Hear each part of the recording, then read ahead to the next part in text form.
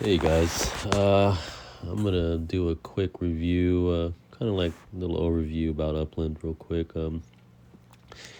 It's kind of like Monopoly. It's a property and city building and trading game. You can trade the virtual properties, and the maps are similar to actual real cities that they represent.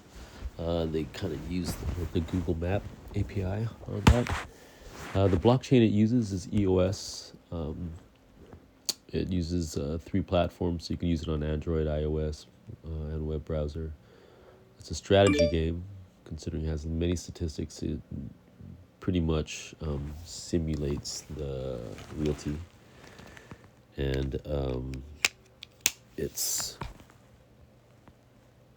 how should you say it? It's besides the trading aspect, it also allows players to earn rewards and through competitions, tournaments, live events, treasure hunts, and it's one of the top um, 10 games in popularity.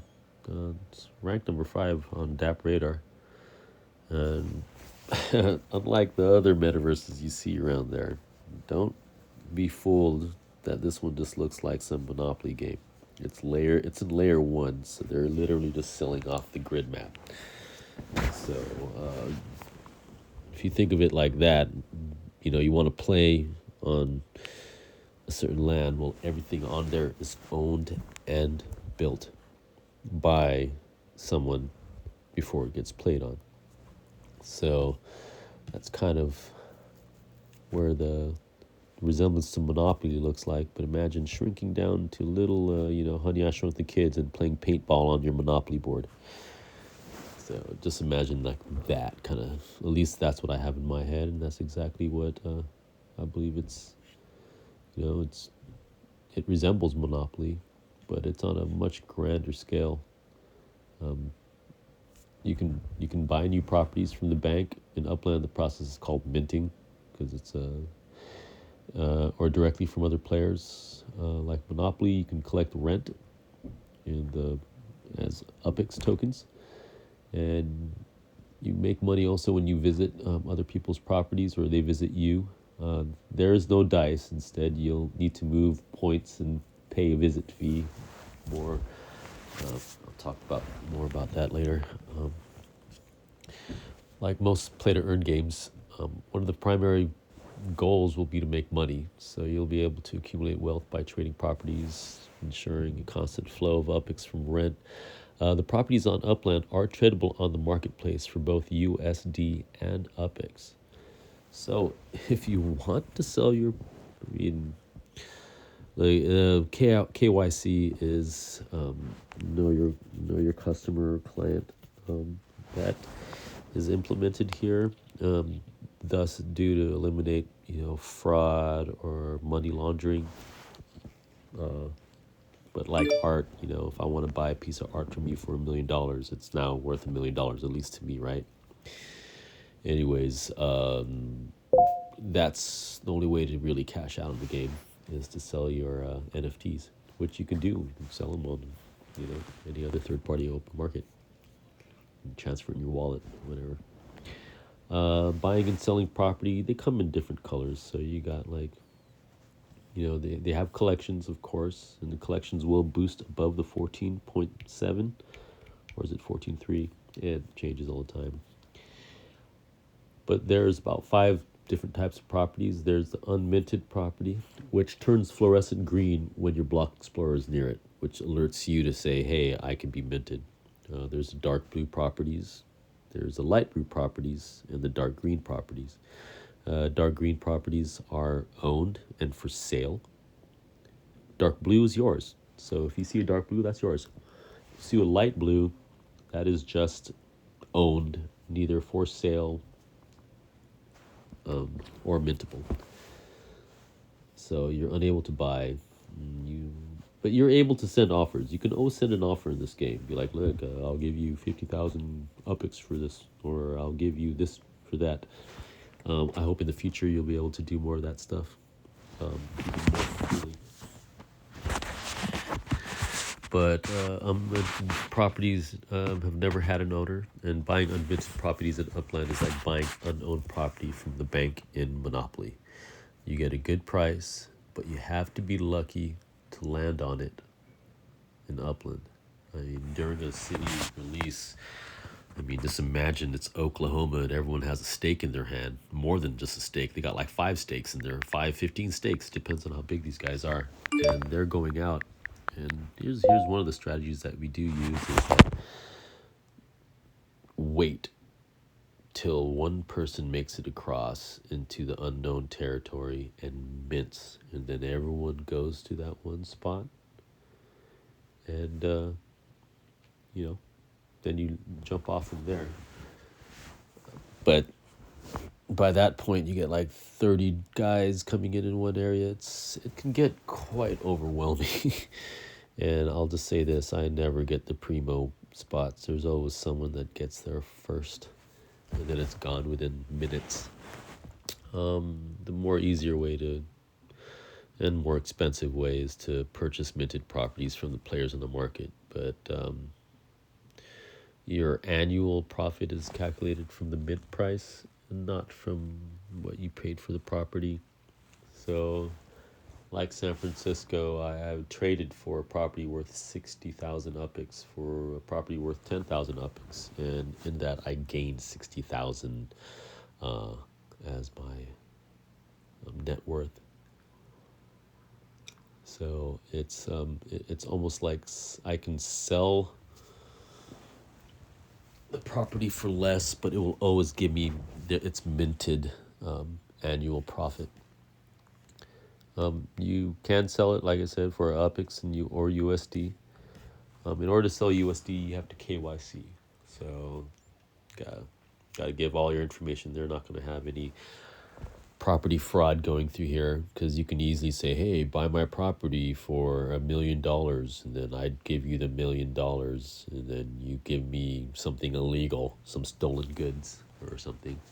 There is a limit, though. It's about $100,000 is what you can do in this per property, and it will sit there, I believe, for a second, depending on how high the price is. So it'll go to escrow. Another thing you can do to increase the price of your property would be to build a structure on it. In order to build a structure, you do need UPIX. So, not UPIX, I'm sorry, Spark.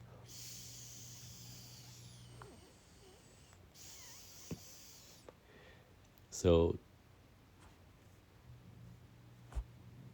when you have Spark, you'll be able to... Spark is equivalent to workforce hours. So to construct a building, you'll need to acquire Spark. Excuse me.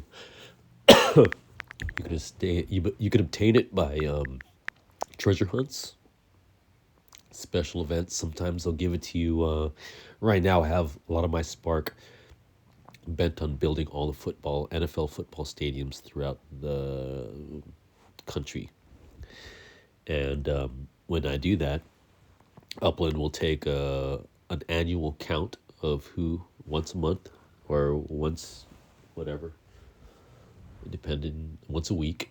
And then what it'll do is it'll, at the end, when the actual stadium gets built, they will raffle the people that help build that stadium using Spark.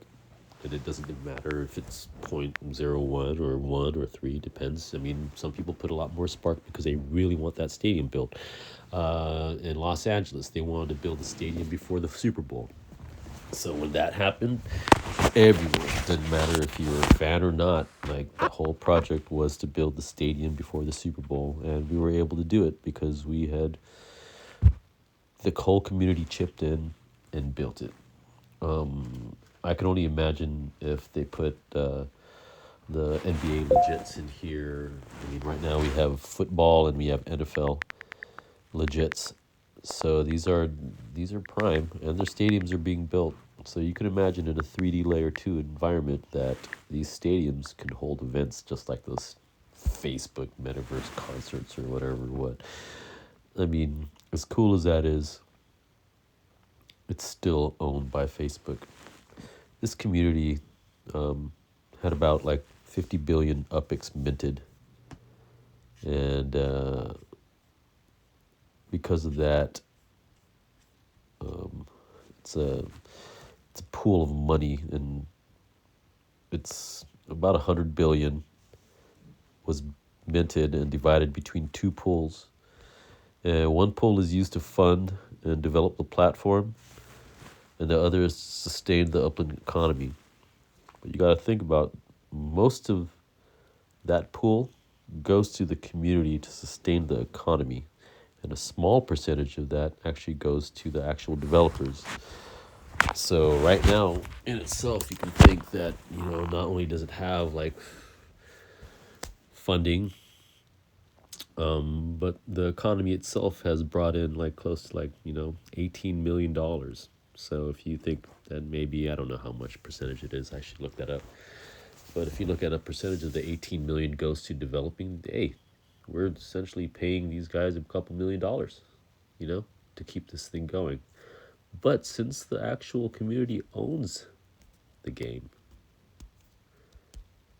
and it has voting rights, it can literally vote out if the developers aren't doing a good job, or it can vote out the developer and hire a new one. So you tell me what game can do that, where the developer who made this game can actually lose its job. This is how in-depth this economy actually is, where it can vote out its government and vote in a new one. This it is built on the US blockchain. Well, here's one way you can. UpX is not a cryptocurrency; it's an in-game currency, so it's used to buy and sell assets in the game. So players can purchase like 1,000 UpX for $1 USD.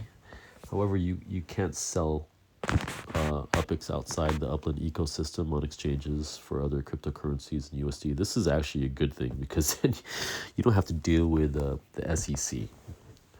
So, and you don't have to deal with, oh, my UpX ain't worth anything because now the economy is just crashed. Be like, look, no, in the end, the value still remains in the property. It doesn't remain in the currency.